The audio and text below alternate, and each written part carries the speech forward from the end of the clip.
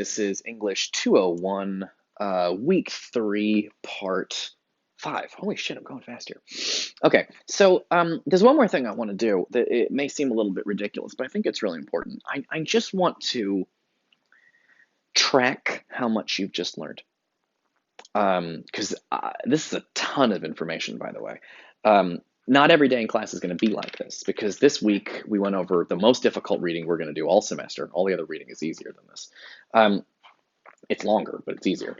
And also, you learned all those key terms that you're going to be using for the rest of the semester. But I'm not going to give, there's no more terms. That's all. You have them all. You have all the terms. I gave you all 5 terms. You only need 4. So you're going to be completely fine.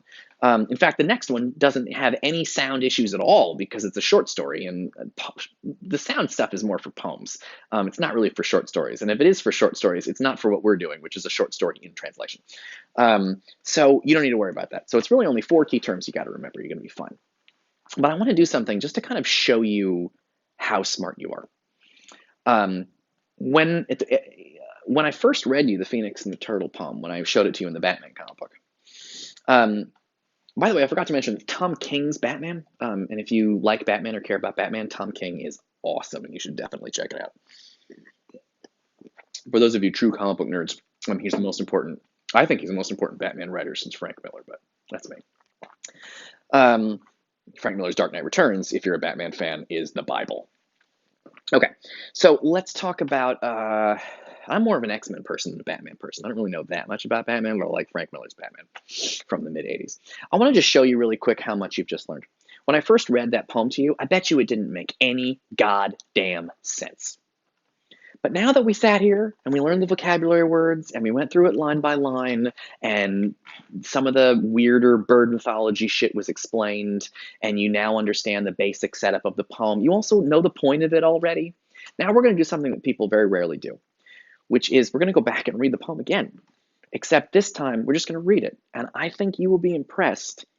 It makes so much more sense now. Now, there's still some things that might confuse you because I just gave you a ton of information and it is hard to keep everything in your head. But what I would like to tell you is that when you are going to understand this poem so much better than the first time. Because I feel like the first time you hear this poem, I feel like I understood like 10% of it. And now you're going to understand like 80% of it. And honestly, if you really, and maybe even 100%, if you were able to keep all of this information in your head that I've been going over for the last couple of weeks. But let's take a look at it.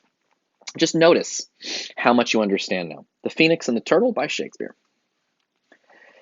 Let the bird of loudest lay on the soul. Oh, you know what I forgot to say? Oh, this is kind of important, actually. Some people, when they read poems, they, shit, I should have told you this a long time ago. I'm sorry, I fucked this up. Anyway, you probably figured this out on your own. Sometimes when people read poems, they pause at the end of a line. Sometimes you'll get people read this. They'll go, let the bird of loudest lay on the sole Arabian tree. Harold sat, don't do that. These line breaks have to do with how many syllables are in the line. Which means that you don't pause here unless there's a punctuation mark. So you would pause there because there's a comma, but you don't pause here. Otherwise, you won't be able to understand the sentences. When you're understanding poetry, don't just try to understand the line. Try to find the end of the sentence, which is here. Another way to put it is these line breaks, the fact that it's divided into lines, that's for your eyeball. It's not for your ear. You shouldn't be able to hear that, but you should be able to see it. Let the bird of loudest lay on the sole Arabian tree, herald sad and trumpet be, to whose sound chaste wings obey. But thou shrieking harbinger, foul precurrer of the fiend, augur of the fever's end, to this troop come thou not near. From this session interdict every fowl of tyrant wing, save the eagle, feathered king. Keep the obsequy so strict. Let the priest in surplice white, that defunctive music can be the death divining swan, lest the requiem lack his right. And thou treble-dated crow, that thy sable gender makest, with the breath thou giv'st and takest, mongst our mourners shalt thou go. Here the anthem doth commence. Love and constancy is dead. Phoenix and the turtle fled in mutual flame from hence. So they loved, as love in twain had the essence but in one. Two distincts, division none. Number there in love was slain. Hearts remote, yet not asunder. Distance and no space was seen twixt this turtle and his queen, but in them it were a wonder. So between them love did shine, that the turtle saw his right flaming in the phoenix sight. Either was the other's mine. Property was thus appalled that the self was not the same.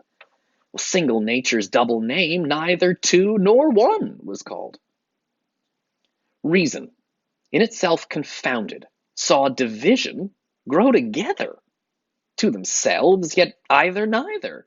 Simple were so well compounded, that it cried, how true a twain seemeth this concordant one. Love hath reason, reason none, if what parts can so remain. Whereupon it made this threne to the phoenix and the dove, co-supremes and stars of love, as chorus to their tragic scene. Thranos.